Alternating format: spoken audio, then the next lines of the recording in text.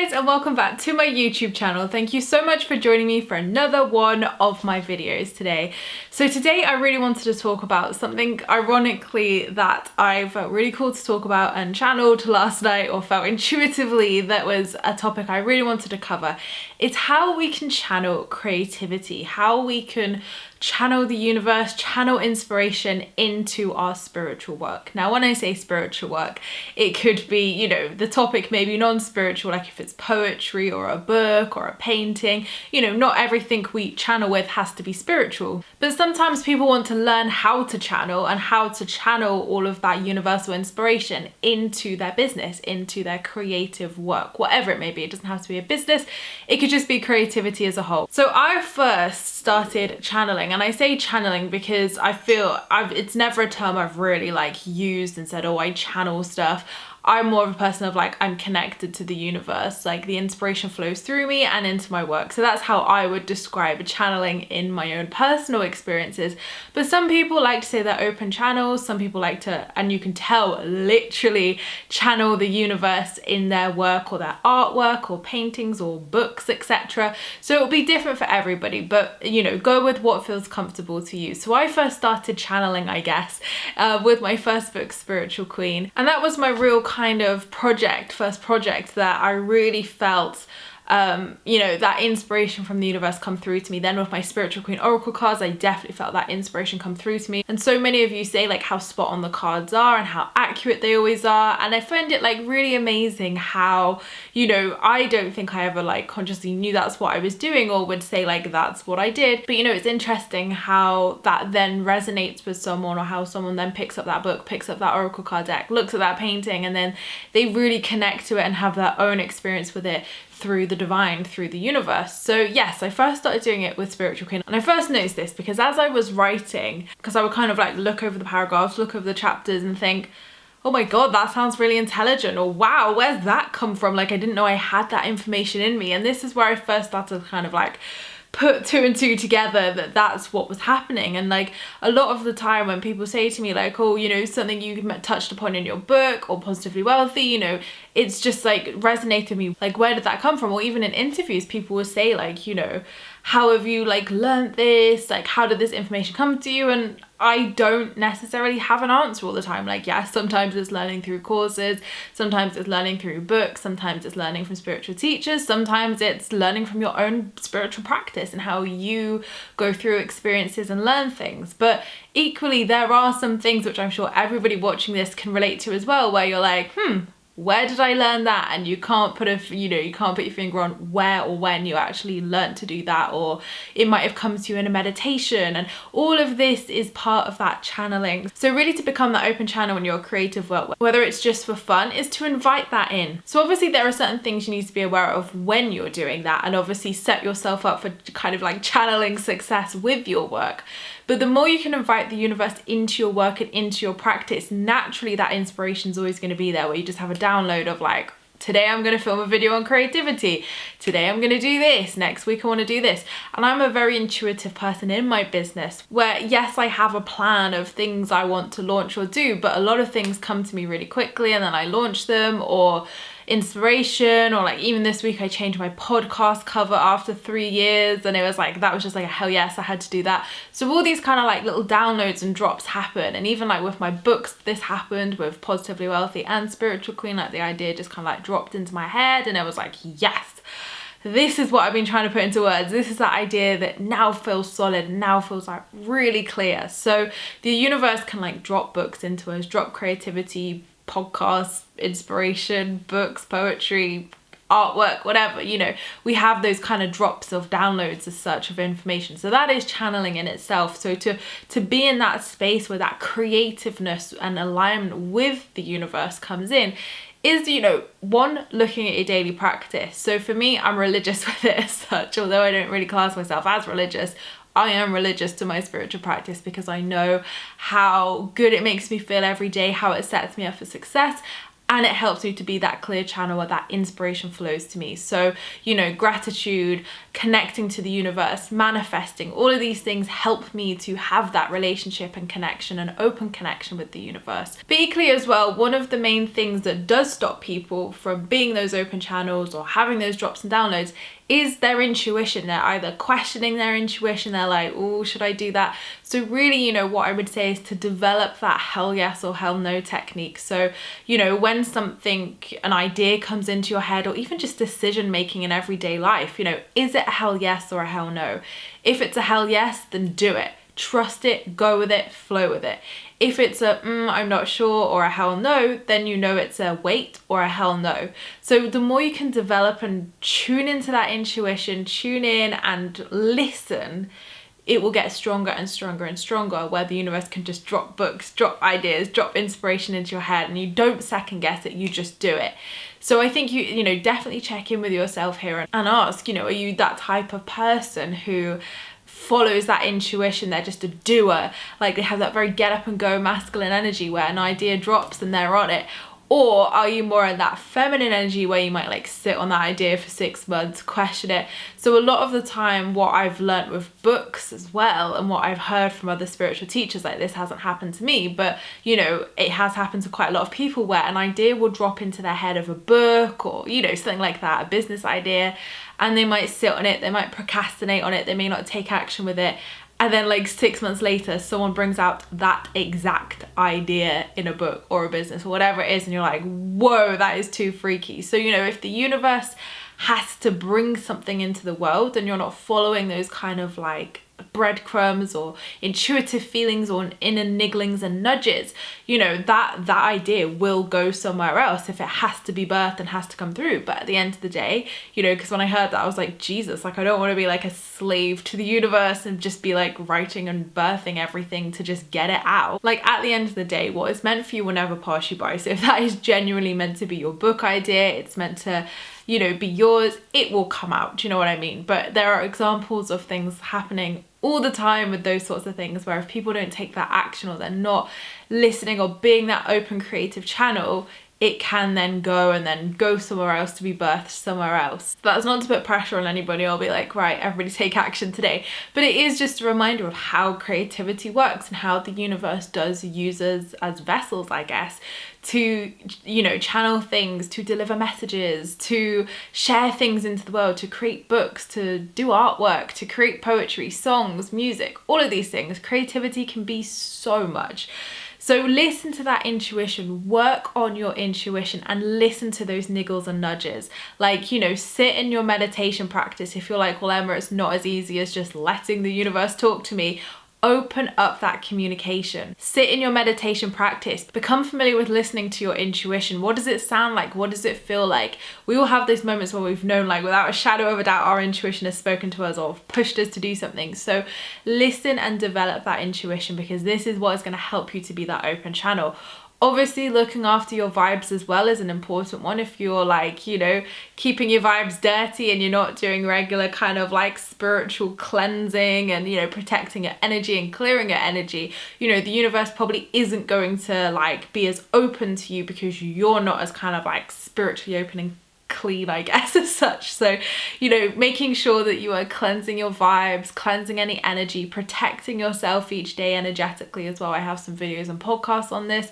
So there are many ways, like, to just making sure your spiritual hygiene is good as well, because when you are spiritually, I mean, it sounds so silly to say this, when you're spiritually clean, but when you are spiritually clean, you are a more open vessel to receive information and downloads and channel and create and receive that creativity, because it's easier to get to you. There's not any like neggy vibes or, you know, blocks like in the way blocking that inspiration or creativity to flow to you. You are that open stream of abundance where it can flow into your subconscious, into your mind, and then you can take that action on it and be aware of it. So those are the things I would say to definitely work upon, is like trust that intuition more than anything in your life, because it will never do you wrong. And don't second guess things, like explore things. What's the worst thing that could happen if you explored that idea, if you just mapped it out, if you just, you know, played with the ideas? So even just, you know, I have things where, like, for instance, I had a download for a journal last week and I was like, okay, this sounds awesome. But when I actually mapped it out and like worked out the costings, worked out like everything else I'm doing for the rest of 2020, I was like, that literally does not feel good to me. But it could be an idea later down the line that that's something I want to do. So I played with the idea, I took the download, took the intuition, wrote all my ideas down, looked into the practicalities of it, got a quote for the printers, all of this to kind of see and realized actually that doesn't feel quite good to me right now. So that's not to say, I mean, it could go somewhere else now, that idea, but that's not to say that it won't be birthed in a couple of years time or whatever. It generally might be, but it's looking and being realistic with yourself, of like playing with those ideas, seeing how it feels to you. And for me, it was like I'm not sure. So to me, that was a big sign of it's not a hell yes. Don't put your energy towards it right now. So sometimes we need to nurture those ideas as well. So there's a fine balance of these. I know I said sometimes we have to act upon these things, but other times there are projects, creations, or ideas that we have to actually sit in our womb space as such, in that feminine energy, and nurture and kind of grow. So you can always ask your angels to protect those ideas and to help nurture and grow those ideas, like incubate them as such, incubate those ideas, because they're not going to go anywhere. And you know, a big part of what frustrates my mind definitely, and I know frustrates a lot of clients I've worked with, is when you don't write stuff down. So any ideas, inspiration, creativity, anything at all, write it down. Even if it's on your computer, write all of these ideas and inspiration down, because then you're not pressuring yourself to remember all of these things, because that can be a creative channeling block as well. Because if you're trying to store and remember all this information, there's not any space, or there's not any space for new information or new downloads or creativity to come through. So make sure you're creating that space by like writing everything down, so you're not going to lose it. You're not stressing yourself out that you're going to forget it or lose it. And then do exactly like what I did with that journal. Is it a hell yes? If it's not, incubate it. Because sometimes when we incubate those ideas as well, they can develop, they can grow. And I know, especially with books, they evolve and grow quite quickly as well. So when you're like incubating that idea, what you start off with isn't always what you end up with as the finished product. It just evolves and evolves and evolves, and that is the process of incubating. So you can incubate your creativity, definitely. You can ask your angels to support that incubation and help, maybe even to bring more clarity. If you're feeling like, okay, I have this idea, I'm not quite sure what this idea is or where it could go, then ask your angel team to help you to bring that clarity and to help you to follow the breadcrumbs to discover whatever it is. But listening is definitely a big tip to how to channel creativity, because we have to obviously be listening to receive that information from the universe. And the space is definitely a big thing with manifestation anyway, like creating the space for that creativity to come into your life. So, you know, I normally notice that when I have gaps in my schedule, or when I like sign up for a project and I'm like, what's next? Boom, the next thing sort of drops. So you'll find that as soon as you have that like mental or physical space in your life for projects or ideas, they will flow, they will be there. And it's just like keeping up that spiritual hygiene, being open, following those niggles and nudges, and just exploring the ideas. Because the more you explore them, again, that's building the trust with the universe and building up your intuition, meaning that you're not going to second guess any ideas that come to you, that you're not going to think, oh, it's a waste of time, why would I do that? Just play with the ideas, because this is fun in itself, and fun is the greatest vibration to be in with manifestation anyway. So play with the ideas, explore them. How could you make that happen? How does it feel to you to just explore, have fun? If it's artwork, just paint, create, try it. What's the worst thing that could happen by just trying something and exploring it? So definitely, to be that open creative channel, you have to build that relationship. Just like with anything, like building intuition, it's like a muscle. Like you go to the gym, you don't just go to the gym and the first time you walk out with like a six-pack and muscles. You know, you have to build the muscle up. So this is like intuition, this is like anything really with spirituality, even your meditation practice. when you go in and you build that relationship with the universe, with that creative channel, it's going to be so much easier over time. And I can definitely say that's like 100% true for my case, where it's just easier for things to drop, to download, to come into your kind of awareness, because you're building that muscle, you're building that open channel as such. So there does have to be boundaries with it, definitely, because sometimes the universe can just be like, right, drop of information, and you're like, it's 10 o'clock at night, universe. So, you know, Kyle Gray's always been someone who's quite famous for saying this, that he makes it clear to the universe he works 9 to 5, Monday to Friday, which I always think is hilarious, but it is good to have those boundaries as well. And, you know, there are moments where, like, at 10 p.m. at night, as I'm getting into bed and my mind relaxes, stuff will drop in, and I just make a note on my phone because I don't want to forget it. So it doesn't mean that at that moment you have to get that laptop out and write 10,000 words on, you know, what you're channeling and what feels good to you, but equally just pop it in your phone, like write notes down, because you can always tap into that later. That's what I've always found. Even if I just write key points, I can always tap into it as well. And the biggest point as well, and like one of the most obvious, I guess, tips out there, but I guess we have to remind ourselves as humans to, you know, to do this, is to flow. When you're trying to force yourself to channel, or you're forcing this work to be like your best, and you're like, right, I will channel, you know, it's, look at manifestation, look at that mirror. It's like that forceful energy isn't going to do anything. Like the creative stream of abundance, or the creative stream of the universe, is flow. It's very much flow. So you have to flow. So normally, like when I start writing a chapter in one of my books, I'll start off by writing, like, you know, the facts, the kind of what the stuff I know, what I'm like, right, I definitely want to put this in this chapter. And then as I'm kind of getting into it and allowing myself to flow and kind of switch off and write and just flow, that creativity flows through me. So definitely it's a very intuitive practice. Like you can't necessarily sit down and say, right, at 9 a.m. this morning or 9 a.m. tomorrow, I'm going to sit and channel.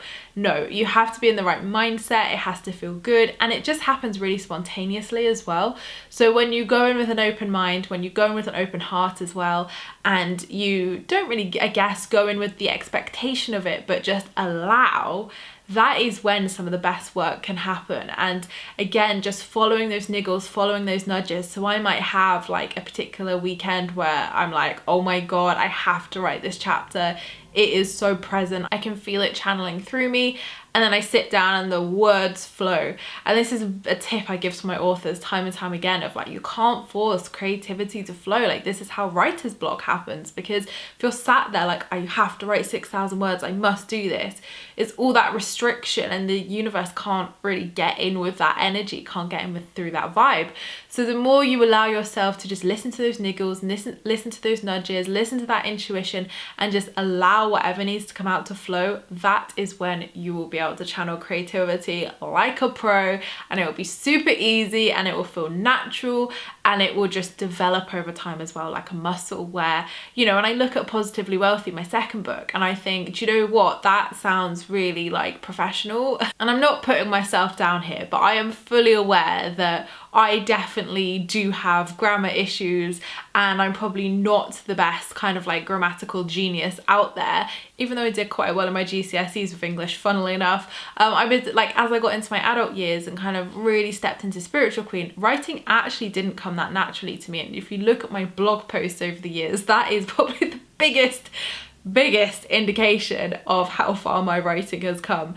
And even now, like my blog posts I write today versus what goes in my book is very different. Not because I don't channel during my blog posts, I definitely feel I still do, but I guess because it's shorter amount of times and I'm more like focused, like, right, I need to get this blog post out, I probably do kind of restrict it a little bit, that flow of creativity, and then I'm more writing like the facts and like my top tips, rather than writing a really intuitive book, which I really enjoy doing. So I noticed that my blog writing and my physical book writing is a very different practice, but equally as rewarding, of course. Right, I'm gonna have to wrap this video up because the lovely builders outside have decided to put the drill on, and I don't want to annoy you for the rest of this video, but I feel like we've covered most things anyway. So when I look at my blog writing compared to my book writing, I see such differences, because I see that how, when, like, even with that drill outside, it blocked my creativity, it blocked my focus right then, where I was like, oh my God, what was I saying? So actually that drill is properly like divine timing to show you when you have those distractions So you can kind of block that creativeness, that flow of your words, that flow of your energy as such. So what I would notice is that when I would write and go along that kind of book, that when I would look back on it, I would be like, oh my God, like